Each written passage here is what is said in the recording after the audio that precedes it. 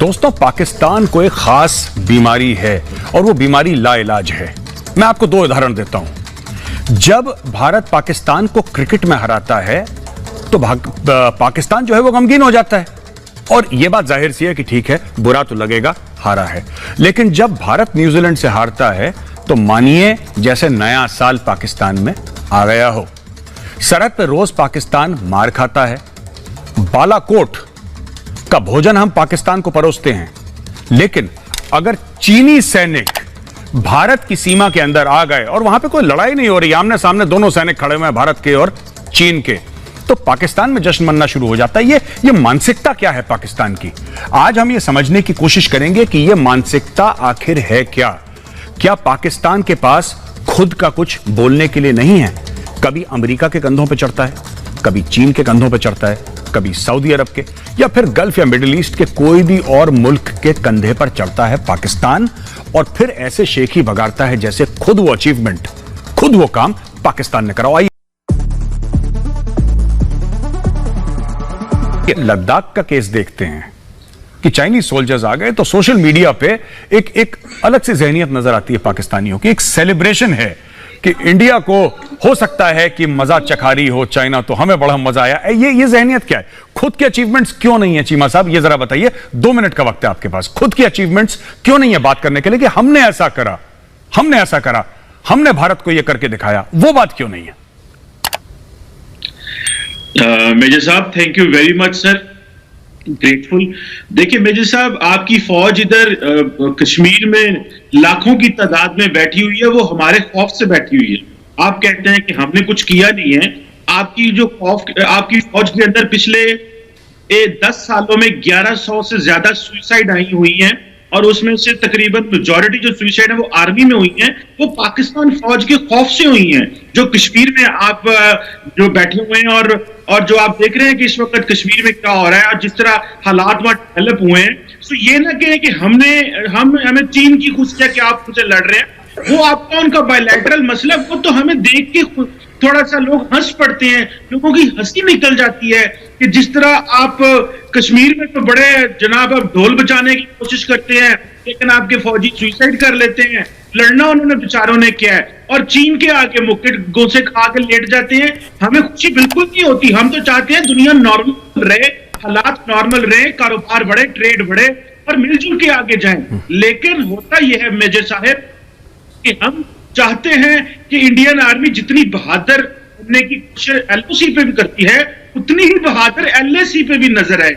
ये क्या बात हुई कि यहाँ पे आप कहते हैं हमारी 56 इंच की छाती है, वहां पे आपकी छाती छुकड़ के 26 से 16 इंच की रह जाती है। इससे थोड़ी सी पाकिस्तानियों को मायूसी होती है कि ये छाती का साइज एकदम हमारे भारतीय दोस्तों का इतना छोटा, इतना परेशान बिल्कुल क्यों हो जाता है? कमर चीमा साहब, आपने बिल्कुल 56 इंच की छाती बोली, आपने इंडियन आर्मी के सुसाइड बोले, आपने कई बातें बोली। पहली चीज तो यह है कि जो इंडियन आर्मी के सुसाइड आपने बोले थे, अब मैं आर्मी ऑफिसर हूं, यहां पे 2 और आर्मी ऑफिसर हैं, ब्रिगेडियर गुप्ता हैं, जनरल बख्शी हैं, हम तीनों को तो नहीं पता इसके बारे में। आप ये लाहौर की फिल्में देखना बंद करें साहब, पहले जो पंजाबी फिल्में बनती है ना लाहौर की, आप इनको चीमा साहब देखना बंद करें। फिक्शन पीसेस जो आप देखते हैं, आपका बस चले तो आप बैठे बैठे लाहौर में पूरी इंडियन आर्मी साफ कर दें।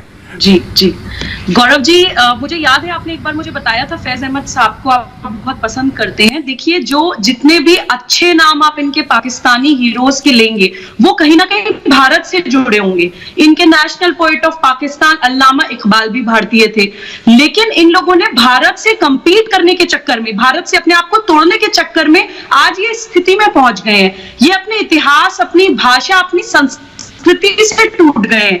नेशनल हीरोज की बात आपने बहुत अच्छी उठाई कि जब तक ये लोग गौरी, गजनवी, अब्दाली, गद्दाफी ऐसे लोगों से अपने आप को आइडेंटिफाई करना नहीं छोड़ेंगे, और जब तक अपना वो ग्लोरियस हिस्ट्री याद नहीं करेंगे, राजा दाहिर की ब्रेवरी का इतिहास याद नहीं करेंगे, या तक्षशिला यूनिवर्सिटीज जहां पे ज्ञान विज्ञान की लाखों की तादाद में किताबें थी, वो नॉलेज हिस्ट्री अपनी याद नहीं करेंगे जो एशिया की one of the best university थी, तब तक ये लोग डिसोरिएंटेड रहेंगे। अपनी जड़ों से टूटने पे यही होता है गौरव जी, इंसान एक लावारिस टाइप की जिंदगी जीता है, एक आइडेंटिटी क्राइसिस हो जाता है, जैसे बहुत अच्छा भी आपके पैनल पे मेंशन किया। उससे क्या होता है, देखिए, इनको सुख दुख का इनका मॉरल कंपास भी हिला हुआ है। ये दूसरे को दुख देखकर, दूसरे को पीड़ा देखकर खुश होते हैं, दूसरे के दुख को साइकोपैथ्स की तरह एंजॉय करते हैं। खुश होने के लिए इनके पास अपनी कोई वजह ही नहीं है, तो मोर देन चाइनीज बन जाते हैं। मोर चाइनीज देन चाइनीज जैसा आप बोलते हैं कि चाइना की जो है सक्सेस को एंजॉय करना स्टार्ट कर देते हैं, क्योंकि अपने पास एंजॉय करने के लिए कुछ नहीं है। उससे क्या होता है, देखिए स्ट्रेंथ वाइज कंट्री कितनी टूटी हुई है। चीमा साहब और आरजू साहब पाकिस्तान के लिए अच्छा सोचते हैं, तो मैं इनको बोलती हूँ कि ये मनन करें, आप लोग भारत से नहीं लड़ सकते। इंडिया के लिए सब कुछ होगा, लेकिन पाकिस्तान की खुद की पहचान कब होगी, ये बताइए ना। आरजू जी आप बताइए। जी बिल्कुल, पाकिस्तान की अपनी पहचान है और बिल्कुल है। जब भी हम लोग यहाँ बैठे हुए बात कर रहे हैं, और आपने जैसे कहा कि यहाँ पे खुशी मनाते हैं अगर इंडिया में कुछ बुरा हो जाए, तो ऐसा बिल्कुल नहीं है। अगर आप सिर्फ सोशल मीडिया के ऊपर जाएंगे तो सोशल मीडिया पे तो हर तरह के लोग होते हैं जो ज्यादातर नेगेटिव ही बात करते हैं। मैंने पाकिस्तान में ऐसा कुछ नहीं देखा कि अगर इंडिया में किसी किस्म का कोई हादसा हो या कोई प्रॉब्लम आए तो यहाँ पे कोई मिठाई बांट रहा हो। जहां तक चाइना की बात है और भारत की उनकी आपस में टेंशन चल रही है, तो उससे किसी भी दूसरी नेबरिंग कंट्री को कभी भी खुशी नहीं होगी। पाकिस्तान के साथ चाहे इंडिया हो, चाहे चाइना हो, अफगानिस्तान हो, हम यही चाहेंगे कि हर जगह पे सब लोग अमन से रहें और किसी किस्म का कोई प्रॉब्लम ना आए। क्योंकि अगर आप और चाइना भी आपस में लड़ते हैं या टेंशन करते हैं आपस में एक दूसरे के साथ, तो ऑब्वियसली उसका इफेक्ट पाकिस्तान पे भी पड़ेगा। और पाकिस्तान आप चाहे जितना मर्जी कहें, अब तो खैर 72 ईयर्स से भी ज्यादा होने वाले हैं, लेकिन हमारे अभी भी आप जानते हैं कि हम लोग जो है वो बिल्कुल एक दूसरे का ख्याल करते हैं और इमोशनली जो है वो अटैच्ड है, ऐसी बात नहीं है।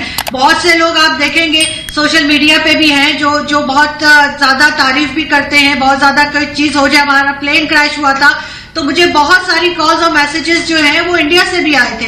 तो अगर हम इस बात को एक तरफ रख दें कि जी सिर्फ नेगेटिव बातें होती है, तो ऐसी कोई बात नहीं है। यहाँ पे कोई खुशी नहीं मना रहा है। अगर बॉर्डर के दोनों तरफ किसी का भी कोई सिपाही या कोई आर्मी ऑफिसर कोई भी शहीद होता है, चाहे वो आपकी साइड से शहीद हो या हमारी साइड से, एक ही जैसा दुख होता है, एक ही जैसी फुटेजेस होती हैं कि उनकी फैमिली खड़ी हुई है दोनों तरफ की। बिल्कुल पता नहीं लगता जब तक हम ये ना चेक करें कि ये चैनल कहाँ का है, तो एक ही जैसे लोग लगते हैं। तो अगर हम थोड़ा सा इसको लेके चलें और कोशिश करें कि नफरतें कम करने की बजाय बढ़ाने के, हमें इस बात को थोड़ा सा देखना पड़ेगा। ठीक है, थोड़े से लोग जरूर होंगे जिन्हें हम जहर लगते होंगे, हम बुरे लगेंगे, या हमारी तरफ से बहुत से लोग ऐसे होंगे जिन्हें आप लोग अच्छे नहीं लगेंगे, लेकिन मेजॉरिटी लोग ऐसे हैं जो अमन चाहते हैं, जो मिलकर रहना चाहते हैं, जो इस तरह का लड़ाई झगड़ा जी आरजू जी मैं कह रहा था कि देखिए, ये जो आपने बड़ा बेसिक आइडेंटिटी और वजूद का इशू जो है रेज किया है, I think it's a very deep subject and I am very glad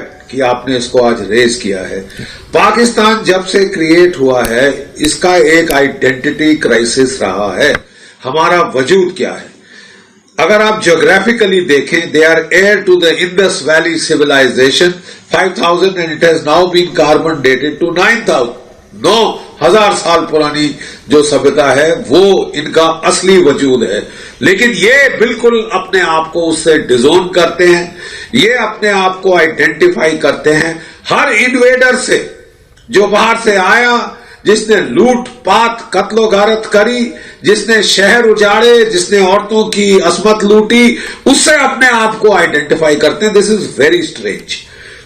जब ये आजाद मुल्क हुए, इन्होंने अपने आप को डिफाइन किया नॉट इंडिया, मतलब ओनली इन टर्म्स की भी जो कुछ भी वी आर नॉट इंडिया। हमारा अपना वजूद क्या है, ये इस पे ज्यादा देर तक ये नहीं गए, कभी इन्होंने इलैबोरेट नहीं किया, बट ये एक मिडिल ईस्टर्न आइडेंटिटी पाकिस्तान के लिए क्रिएट करने की कोशिश करी। अपने आप को सब कॉन्टिनेंटल रूट से इन्होंने डाइवोर्स कराने की कोशिश करी और अपनी पावर एसिमेट्री देखते हुए इंडिया से इन्होंने हमेशा हमेशा सब कॉन्टिनेंट में एक्स्ट्रा रीजनल पावर्स को इन्वॉल्व करने की कोशिश की है as balancer for a far stronger far bigger India.